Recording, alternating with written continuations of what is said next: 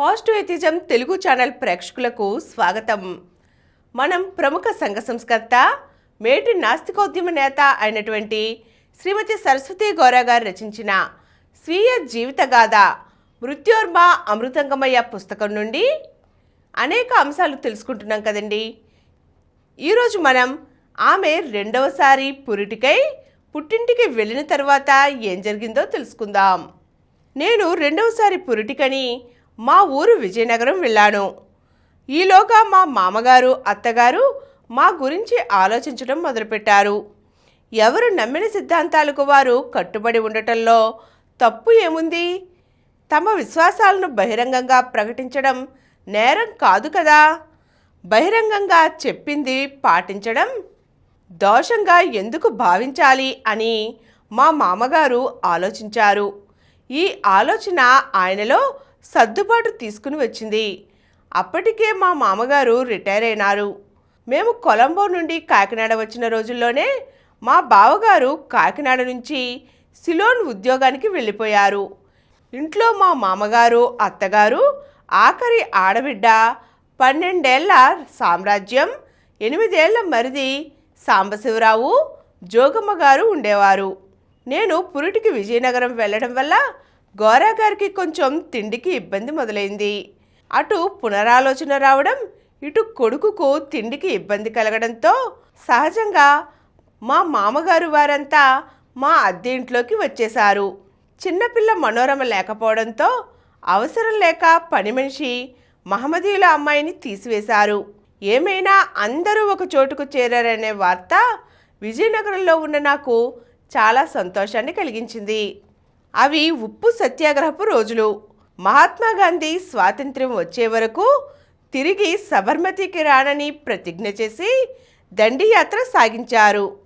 దేశమంతటా సముద్ర తీరాన కాంగ్రెస్ వాలంటీర్లు ఉప్పు సత్యాగ్రహులుగా చేరి సముద్రపు నీరు మరిగించి ఉప్పు చేసేవారు.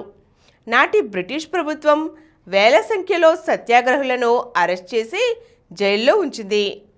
ఆ ఉద్యమంలో మొత్తం 3 లక్షల మంది సత్యాగ్రహులు జైలుకు వెళ్లారు.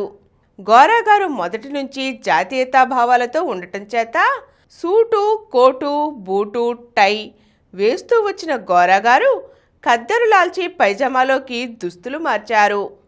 వాలంటీర్లను ప్రోత్సహించడం, విరాళాలు సేకరించడంలో నిమగ్నమైనారు. ఈ విషయాలన్నీ నాకు తరచూ ఉత్తరాలు వ్రాస్తూ ఉండేవారు. బ్రిటిష్ ప్రభుత్వం ఉప్పు మీద వేసిన పన్ను అన్యాయమని, పన్ను చెల్లించకుండా స్వేచ్ఛగా ఉప్పు తయారు చేసుకుంటామని చెప్పి ఉప్పు పన్ను చట్టాన్ని ఉప్పు సత్యాగ్రహులు ఉల్లంఘించారు. ఉప్పు పన్ను గురించి చరిత్ర తమాషాగా చెబుతారు. బ్రిటిష్ వారు ఇంగ్లాండ్ నుంచి ఉప్పు తీసుకుని వచ్చి మన దేశంలో అమ్మేవారు. బ్రిటిష్ వారు ఓడల్లో ఇక్కడ నుంచి ఇంగ్లాండ్కు ముడిసరుకు తీసుకుని వెళ్ళేవారు. అక్కడ ఫ్యాక్టరీల్లో ముఖ్యంగా బట్టలు, ఇతర వస్తువులు ఉత్పత్తి చేసి మన దేశం తీసుకువచ్చి అమ్మేవారు. దాదాపు ప్రతి వస్తువు ఇంగ్లాండ్ నుండే వచ్చేది. అయినా ముడిసరుకులు ఇటు నుంచి వెళ్ళేటప్పుడు అటు ఓడల నిండా వెళితే తయారైన సరుకులు అటు నుంచి ఇటు తీసుకువచ్చినప్పుడల్లా ఓడల్లో చాలా ఖాళీగా ఉండేది. అందుచేత ఒక్కొక్కప్పుడు ఇసుక కూడా తీసుకుని వచ్చేవారట. అలాగే ఉప్పు తీసుకురావడం మొదలుపెట్టారు ఇంగ్లాండ్ వాళ్ళు. అంతవరకు మన దేశంలో సముద్ర తీరాల్లో ఎవరైనా ఉప్పు తయారు చేసుకోవచ్చు, అనుమతి అవసరం ఉండేది కాదు. కానీ ఇంగ్లాండ్ నుండి తెచ్చిన ఉప్పు ఇండియాలో అమ్మేటప్పుడు ఆ ధరతో సమానంగా భారతదేశపు ఉప్పు ధర కూడా పెంచాలని ఉప్పు మీద పన్ను వేశారని, అప్పటి నుంచి ఉప్పు తయారు చేసుకుంటకు పర్మిషన్ అవసరమైందని చెబుతారు. ప్రజలలో జాతీయతా భావాలు ద్విగుణీకృతం చేయుటకు మహాత్మా గాంధీ ఈ ఉప్పు పన్నును సాధనంగా చేసుకున్నారు. పేదవారు గంజిలోనికి కూడా ఉప్పు వాడుకుంటారు. అటువంటి ఉప్పుపై కూడా బ్రిటిష్ ప్రభుత్వం పన్ను విధించడం సహించరాని విషయమని గాంధీజీ సమరశంఖం పూరించారు.